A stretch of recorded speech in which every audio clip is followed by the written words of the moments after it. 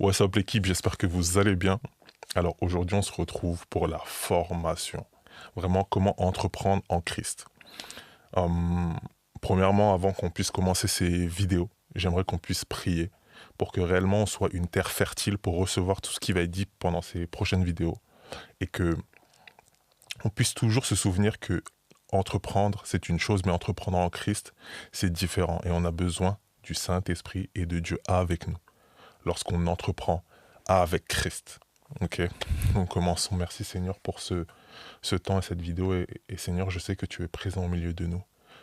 Qu'il n'y a pas besoin d'un espace, on n'y a pas besoin de considérer que c'est une vidéo, mais parce que toi, tu n'es pas dans ce domaine, Seigneur, tu es un Dieu qui est au-delà de ça. Et je sais que tu es présent au milieu de nous parce que tu le dis dans ta parole.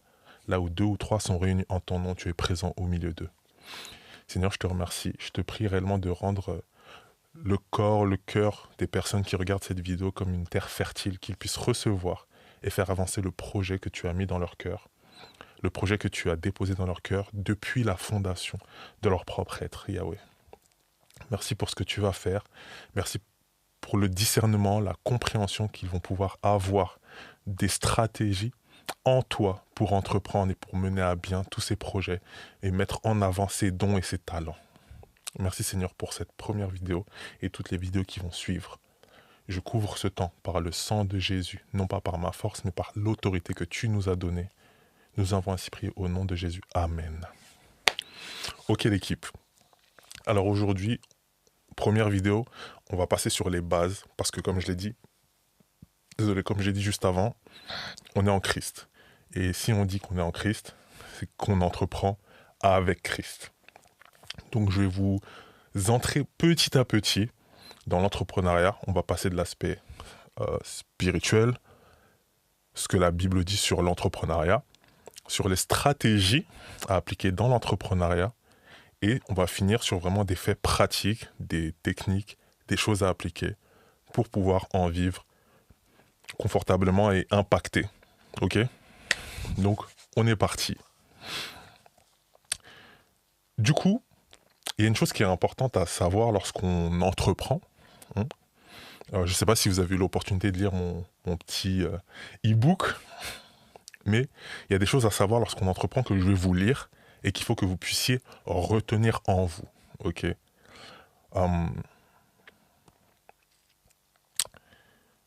La première chose qui est importante, c'est la vision. Si tu n'as pas une vision claire, tu avances à l'aveugle. Et c'est super important d'avoir une vision claire. Et tu risques de perdre du temps, clairement, de l'argent et de l'énergie. On va lire un proverbe. Proverbe 29-18. Quand il n'y a pas de vision, le peuple est sans frein. Ou un autre, Luc 14-28. Si l'un de vous veut bâtir une tour, ne s'assied-il pas d'abord pour calculer la dépense et voir s'il y a de quoi la terminer? Donc moi, j'aimerais te poser des questions. Quel problème veux-tu résoudre? Quel impact veux-tu avoir? Qui sont tes clients? Comment vas-tu financer ton projet? Quels sont tes objectifs à court, moyen et long terme? Prends le temps, prends quelques minutes pour réfléchir, pour répondre à ces questions-là pendant que je te parle. C'est interactif. T'inquiète pas, on va tout aborder, mais c'est interactif. On va rentrer dans le sujet petit à petit. C'est super important d'avoir une vision. En tant que chrétien, je pense que parfois, lorsqu'on a une vision, un projet dans notre cœur, on pense que voilà, c'est suffisant. J'ai mon projet, j'ai plus besoin de rien faire. J'ai pas besoin de le préparer parce que Dieu va me donner les étapes. Non, c'est faux. C'est faux. Il faut que tu puisses écrire la vision. Il faut que tu puisses la préparer. Dieu, c'est un Dieu d'ordre. C'est pas un Dieu de désordre. Et il a besoin d'ordre, même dans la vision, dans le projet, dans le plan qu'il met en toi. Donc les gars, qui avaient une vision, mais il y a un projet de ça, écrivez-la. Écrivez-la. Relisez-la. Perfectionnez-la. Préparez-la. Je vous demande réellement de répondre à toutes les questions que je vous ai posées là. Prenez un papier, prends quelques minutes et écris mes pauses à la vidéo et réponds à ces questions. Je les répète. Quel problème veux-tu résoudre? quel impact veux-tu avoir? Qui sont tes clients? Comment vas-tu financer ton projet? Quels sont tes objectifs court, moyen et long terme? Deuxième point qui est important, c'est la persévérance. Le succès, ça se construit. Ça demande du travail, du temps et de la persévérance. Et beaucoup de patience. C'est pas parce que le projet vient de Dieu, qu'il a été déposé en toi, que forcément ça va fonctionner du jour au lendemain. Ok? Ça demande du temps, de la résilience, de la persévérance. Et il y a beaucoup de chrétiens qui abandonnent trop vite. Parce qu'ils pensent que ça va être livré comme ça sur la table, comme un cadeau. Certes, c'est un cadeau, mais ça va être livré comme ça sans les efforts et les sacrifices. Et parfois même, ils abandonnent juste avant que ça commence à payer, pour être honnête. Alors qu'en vrai, si tu veux que ton business, même en Christ, fonctionne, il faut être discipliné, patient. Patient. Et ça, c'est un mot que je répète encore. Patient. Les gars, il faut être patient et discipliné. Et surtout, ne rien lâcher. Ok. Écoute ces versets. Celui-là, c'est mon verset préféré de toute cette vidéo. La Bible dit dans Proverbe 22-29, si tu vois un homme habile dans son ouvrage, il se tiendra auprès des rois. Et là, j'ai écrit jusque-là, mais la Bible dit encore plus loin, il ne reste pas auprès des gens obscurs. Si tu vois un homme habile dans son ouvrage, il se tient auprès des rois. Qu'est-ce que ça veut dire? Ça veut dire que, bien évidemment, tu as besoin de la persévérance, mais tu as besoin de l'excellence. Et l'excellence n'est pas la perfection. Tu as besoin de l'excellence dans ton travail. Regarde là. Exemple, j'ai fait cette formation. Je fais cette formation pour toi. Et j'aurais très bien pu faire ça avec une caméra, depuis chez moi. Dans tous les cas, la formation, tu l'as déjà prise. Tu l'as déjà, imaginons, pour être français, tu l'as déjà payée. Donc qu'est-ce que ça me coûte de faire ça depuis chez moi avec ma caméra à la maison sur mon salon? Ça aurait une très bonne qualité. Mais non. Je veux fournir de l'excellence. Je prépare quelque chose dans l'excellence pour vous donner de l'excellence. Je paye ce lieu pour vous donner de l'excellence. J'ai préparé pour vous donner de l'excellence. Parce qu'en tant que chrétien, on doit viser l'excellence. Et plus on pratique l'excellence, mieux on pratique l'excellence. Parce que l'excellence n'est pas la perfection. C'est-à-dire que l'excellence, ça vient de la volonté de faire du mieux que l'on peut selon nos capacités, notre temps, notre savoir, notre cœur. Donc l'excellence ne dépend pas de la vision d'autrui à l'extérieur. Ça dépend simplement de notre cœur. Là, je fais l'excellence. Je recherche l'excellence dans ce que je vous fournis. Mais mon excellence, dans 5 ans, quand j'aurai plus de moyens, plus de temps, plus de compétences, elle sera au-delà de l'excellence que je fournis actuellement. Ça ne veut pas dire que ce ne sera pas de l'excellence. Ok? Cherchez l'excellence dans ce que vous produisez. Parce qu'on représente Christ et Christ, c'est l'excellence. Autre passage, Galates 6,9. Ne nous lassons pas de faire le bien, car nous moissonnerons au temps convenable si nous ne nous relâchons pas. Et là, c'est par rapport à la persévérance. Ne nous lassons pas de faire le bien. Est-ce que déjà ton entreprise, tu penses que c'est une entreprise qui a été faite ou qui a été déposée en toi par Christ? Est-ce que cette entreprise fait du bien? Première chose.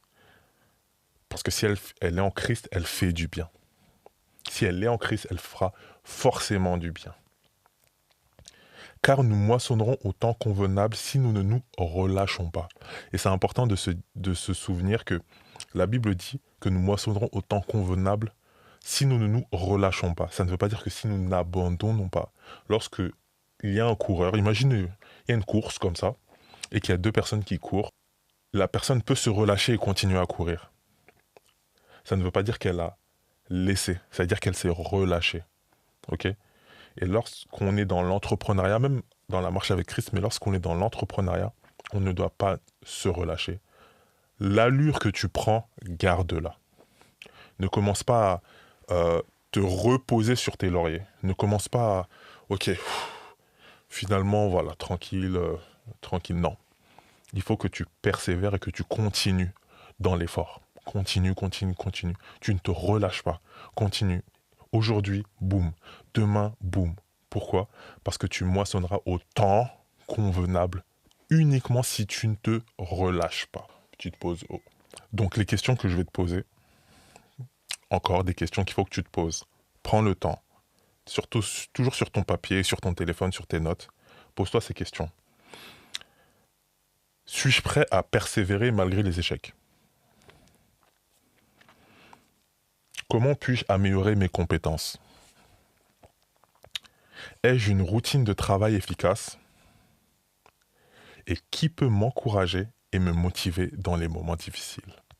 Okay. Dans cette première vidéo, on a 4 parties. Il nous en reste 2.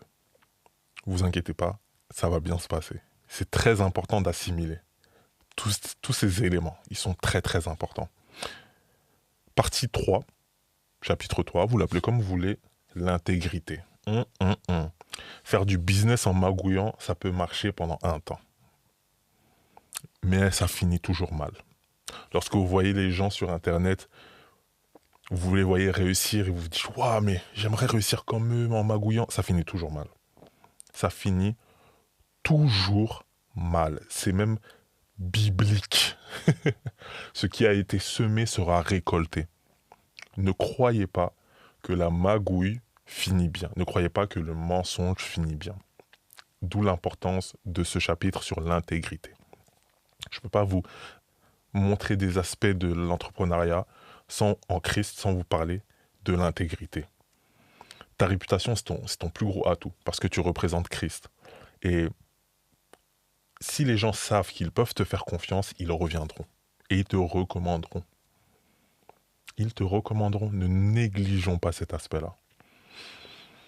Ok, qu'est-ce que la Bible dit par rapport à ça? Proverbe 11.1. La balance fausse est en horreur à l'Éternel, mais le poids du juste lui est agréable. Encore, on va lire un autre. 2 Corinthiens 8.21. Nous veillons à ce qui est bien, non seulement devant le Seigneur, mais aussi devant les hommes. Qu'est-ce que ça veut dire? C'est que le Seigneur nous demande d'être intègres et honnêtes. Non seulement devant le Seigneur, mais aussi devant les hommes. On ne peut pas dire qu'on est honnête, intègre devant Dieu et être malhonnête devant les hommes, que Dieu lui-même aime. Ce n'est même pas biblique. On ne peut pas dire qu'on aime le Seigneur, qu'on fait la volonté de Dieu en magouillant, en mentant, alors que la Bible dit que la balance fausse est en horreur à l'Éternel, mais que le poids du juste lui est agréable. C'est pas biblique. On doit être honnête et intègre dans ce que l'on entreprend. Et l'ennemi va tenter des fois d'ouvrir des chemins pour nous pousser à être malhonnêtes dans le plan que Dieu a créé pour nous. Et c'est ce qu'il a toujours fait. Il n'a rien créé, il a toujours essayé de détourner ce que Dieu a créé. Il fait ça depuis des années et des années et des années, et ça ne va pas s'arrêter maintenant. Donc le projet que vous faites pour Dieu, croyez-moi, qui va tenter de vous détourner, de vous faire prendre des chemins qui sont à l'encontre de la volonté de Dieu, qui ne glorifient pas le Seigneur. Et c'est à vous de vous souvenir aujourd'hui que l'Éternel ne prendra pas plaisir et que vous donnerez même un point à l'ennemi à placer devant l'Éternel. Oh, regarde, tu lui as donné ce projet, tu lui as donné cette opportunité, mais il a suffi que je lui donne cette opportunité qui me glorifie du coup l'ennemi, pour que ton fils le prenne. Regarde, non. Ne faisons pas honte à Dieu. Ne faisons pas honte à Dieu. Alors les questions que tu vas te poser, encore une fois, toujours. Suis-je honnête avec mes clients et partenaires? Est-ce que mes pratiques commerciales sont éthiques? Suis-je prêt à perdre une opportunité plutôt que compromettre mon intégrité? Réponds-y. C'est très très important. Et j'aimerais ajouter une chose, l'honnêteté est aussi importante vis-à-vis de toi-même. En tant que chrétien, parfois, on sous-estime tellement notre valeur, le projet que Dieu a mis en nous, que on sous-estime même les prix. Tu vas mettre un prix qui... Tu sais que dans ton cœur, tu sais le prix que tu dois mettre pour ton produit. Tu le sais, tu le sens. Mais en fait, t'es pas honnête envers toi-même. Tu le mets plus bas. Tu sais, on pense souvent qu'on le met extrêmement haut parce qu'on est malhonnête envers les autres, mais tu peux être aussi malhonnête envers toi-même. Tu peux être malhonnête envers toi-même. Tu peux te dire non, en fait, je vaux pas ça. Non, je vaux pas ça en fait. Non. En fait, tu le mets plus bas parce qu'en fait, t'as pas confiance. T'as peur. T'écoutes un petit peu tout ce que ta chair te dit. T'as peur du manque. T'as plein de choses en fait, tu vois. Et la malhonnêteté vis-à-vis de soi-même, je pense que c'est la plus courante. Donc, aie confiance dans le projet que Dieu a mis dans ton cœur, aie confiance dans les stratégies, les prix, et confiance en toi, parce que Dieu t'a donné ce projet. Donc, s'il t'a donné ce projet, c'est qu'il a confiance en toi pour le réaliser. Sinon, il l'aurait enlevé de toi et il l'aurait mis chez quelqu'un d'autre. Ok? Aie confiance en toi. Sois honnête envers toi-même. Je répète, aie confiance en toi, aie confiance en Dieu et sois honnête envers toi-même. N'agis pas par manque, par besoin, mais agis par foi. Et partie 4, tout aussi importante, l'entourage. Ouf, l'entourage. Personne ne réussit seul. Vraiment, il faut enlever cette pensée de ta tête. Personne ne réussit seul. Et déjà, le fait que tu aies pris cette formation, c'est que tu le sais. Inconsciemment, tu le crois. Que tu ne peux pas réussir seul. Personne ne réussit seul. Je n'ai pas réussi seul. Personne ne réussit seul. Savoir s'entourer, c'est essentiel pour éviter les erreurs. Tu peux apprendre des erreurs, mais tu peux apprendre de la sagesse d'autrui. Un bon entourage peut te booster. Oh, amen. Alors qu'un mauvais peut littéralement ruiner. Je répète, ruiner ton projet. Ruiner ton projet. Un mauvais entourage. Écoute, Proverbe 13-20. Celui qui marche avec les sages devient sage. Mais celui qui fréquente les insensés s'en trouve mal. Comme on l'a vu dans la parole de Dieu, ne vous y trompez pas, la Bible dit que ne vous y trompez pas, les mauvaises compagnies corrompent les bonnes mœurs. Ça veut dire que ton entourage aura un impact sur toi. On croit parfois qu'en tant que chrétien, parfois on s'entoure de certaines personnes et c'est nous qui allons tous les impacter. C'est faux. Ton entourage aura un impact sur toi. Donc quel est ton entourage? Est-ce que tu as un entourage qui croit en toi? Bref, on va venir aux questions un peu plus tard. Prends le temps de réfléchir à ça. Il y a un autre exemple qui est super intéressant, c'est dans Exode 18-21. Et là, c'est pas un passage biblique, mais c'est plutôt ce qui s'y est passé. Donc, vous connaissez Moïse, et lorsqu'il était dans le désert, il y a Jéthro, son beau-père, qui est venu pour le conseiller sur euh, comment gérer le peuple. Comment gérer le peuple et comment même déléguer certaines tâches que Moïse faisait par lui-même. Moïse qui, lui, a toujours entendu de Dieu lui parler directement. Il faut se souvenir, c'est ce Moïse qui... Tu vois, l'eau là. C'est ce Moïse-là, là. C'est ce Moïse qui était dans le désert. C'est ce Moïse-là, là. Ce Moïse qui est monté sur la montagne. Jéthro est venu, et la Bible ne dit pas Jéthro entendit de Dieu. La Bible ne dit pas Moïse entendit que Dieu lui avait dit d'écouter Jéthro. Non. Moïse, par sagesse et humilité, il a vu Jéthro arriver qui avait aussi de l'expérience et il a écouté les conseils pour la gestion du peuple que Dieu avait donné à Moïse. Est-ce que nous, en tant que chrétiens, on a cette humilité de pouvoir écouter les autres? Où on se dit, en fait, Dieu, il va me parler directement, il va pas passer à travers toi, t'es qui? Tu vois? Il faut avoir cette humilité. Cette humilité nous permet d'aller plus loin, d'aller plus haut. Cet entourage nous permet d'aller plus loin, d'aller plus haut. Merci. Non, mais il faut que je répète. Je sais que vous, c'est pas comme ça, mais vous savez déjà autour de vous, des fois, il y a des gens qui manquent un peu d'humilité, qui pensent tout savoir, qui pensent tout gérer mieux que tout le monde. Et l'humilité précède la gloire. l'humilité précède la gloire, pas l'orgueil. Ok, donc les questions que tu peux te poser, les dernières questions de cette première vidéo. Est-ce que tu es entouré dans ton business? Qui peut te conseiller et t'aider à progresser? Et dernière question, dois-je me séparer de certaines relations toxiques? Et qui sont ces relations?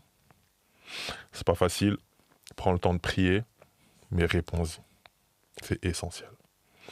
Ok, on va pas tarder, on va passer à la vidéo 2. Prends ton temps, regarde cette vidéo si tu en as besoin, et ensuite on passe à la vidéo 2, et ça va le faire. On est ensemble, sois béni.